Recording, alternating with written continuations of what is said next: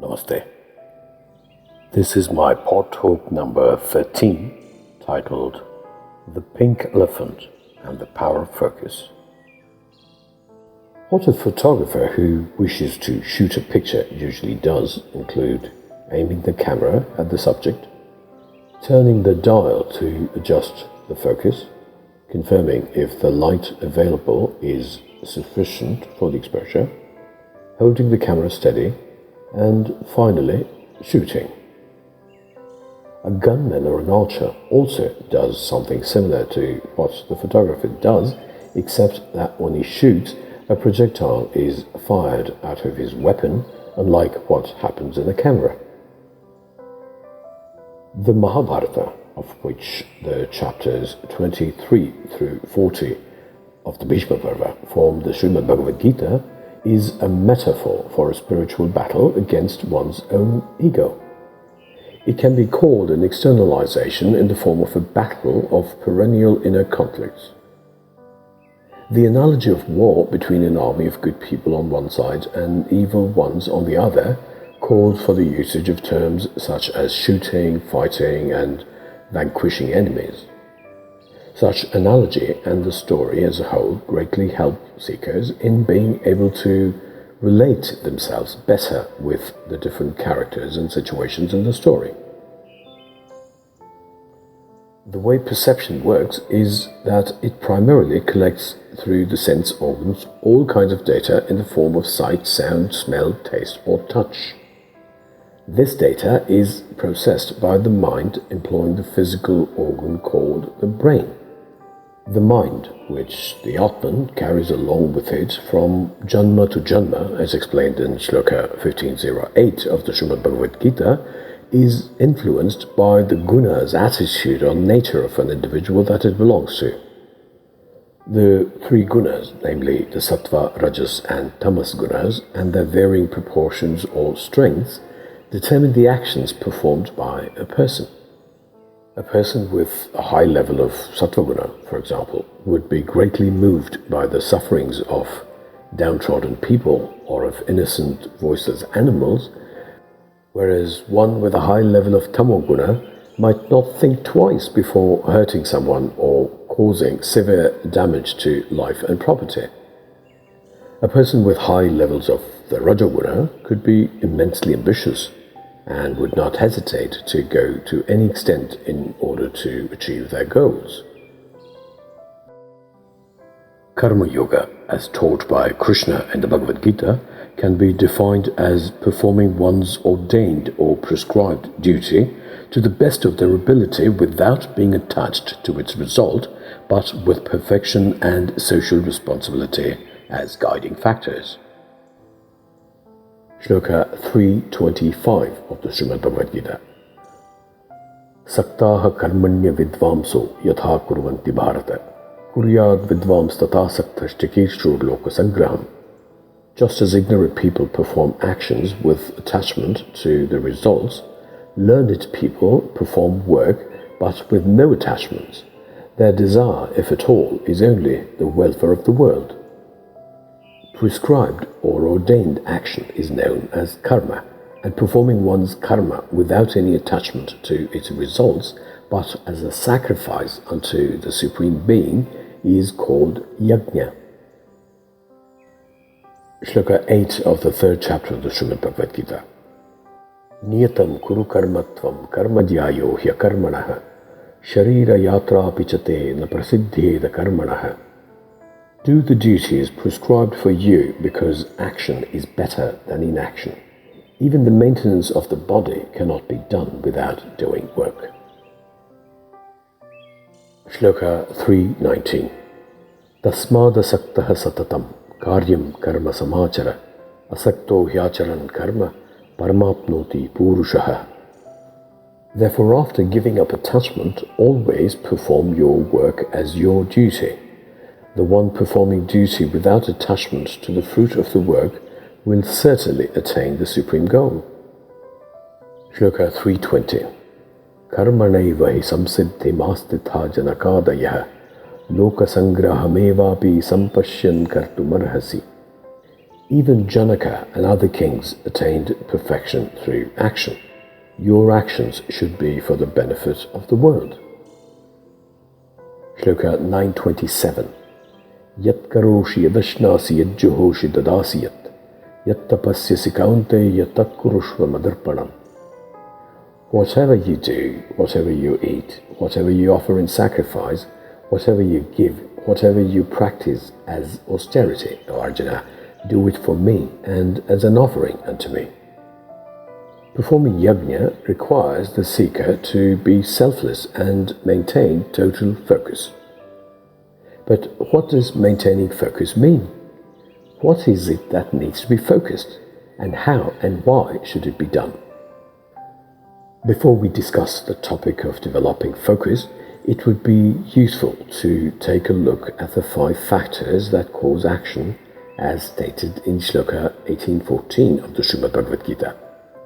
They are the body, which is the seat of action, the ego, which claims to be the doer, the mind and the various senses, the different functions performed by the being, and the superconsciousness, which is the presiding divinity within.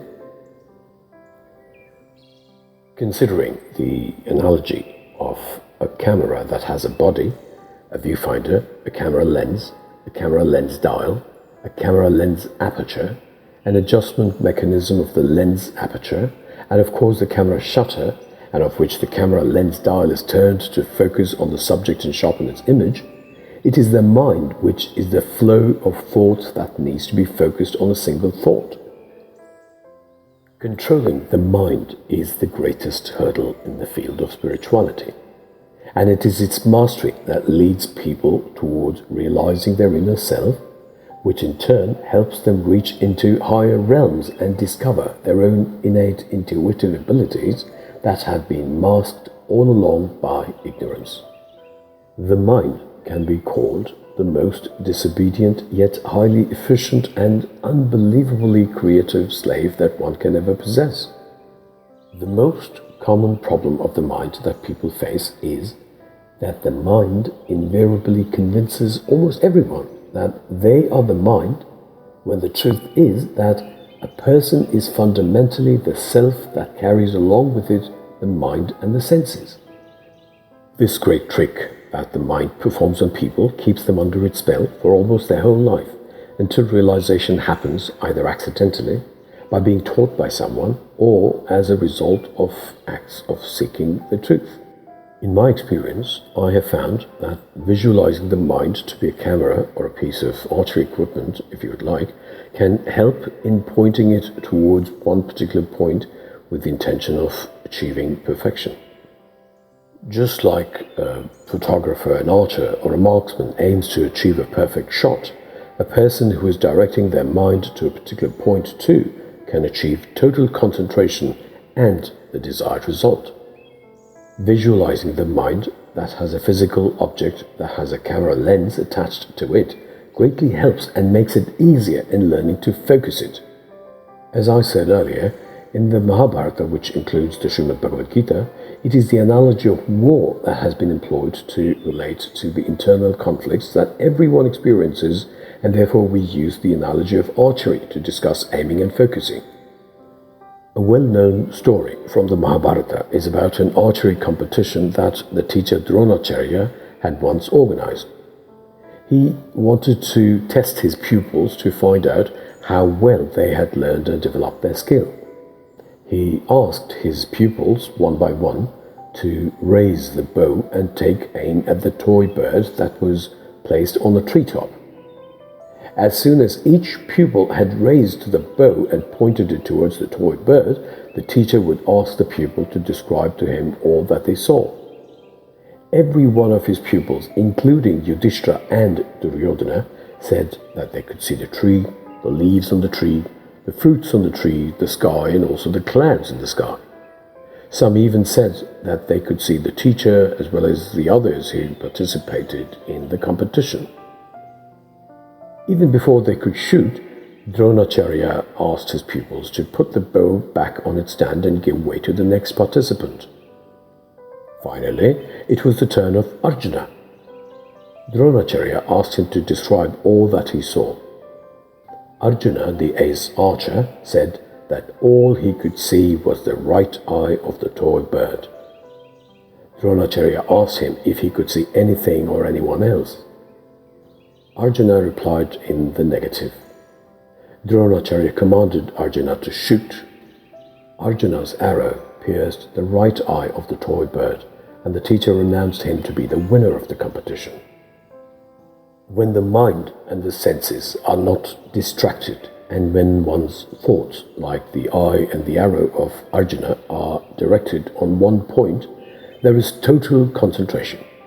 Doing so focuses all the energy of a person onto one single point, and this usually results in a bullseye. Focus is necessary for succeeding in worldly activities and also in spiritual pursuits. Krishna says in Shloka 241 of the Srimad Bhagavad Gita, Vyavasayatmaka buddhirekeha kurunandana bahu shakha hyanantascha buddhayo vyavasayinam. In this path, O Arjuna, there is a single point of focus and determination. The thoughts of the undecided are branched and are infinite.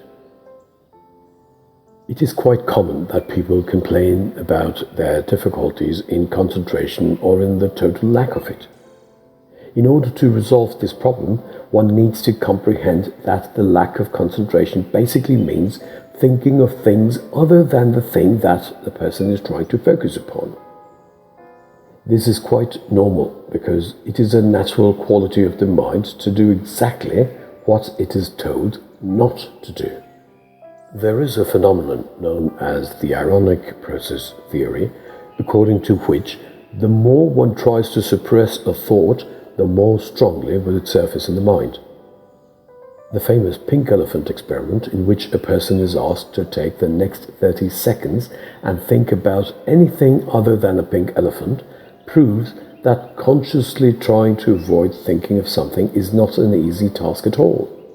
Different meditation techniques, which include regulated breathing and other practices, help in diverting the mind from an unwanted thought or other intrusive thoughts to a point decided upon by the seeker simply by giving their mind something to do.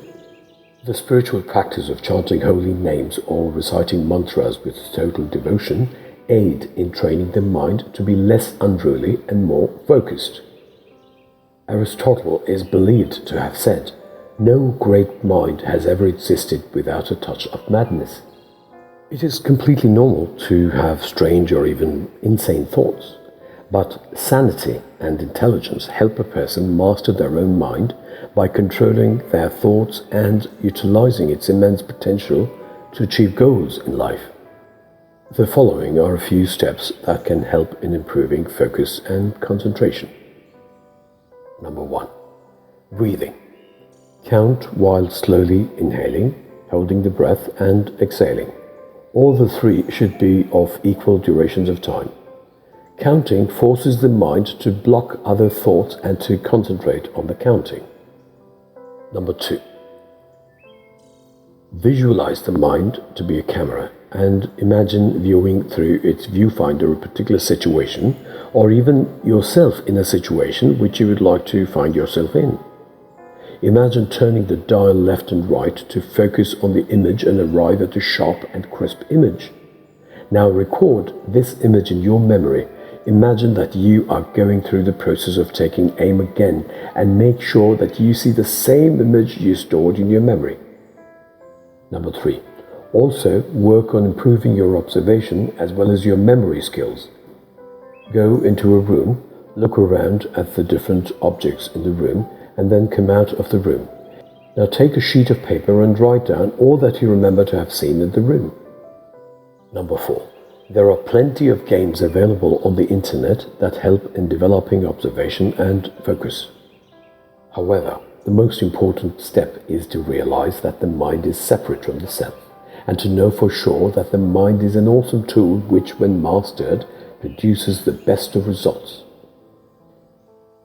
Considering the chariot analogy used in the Kathopanishad can also help in achieving mind control.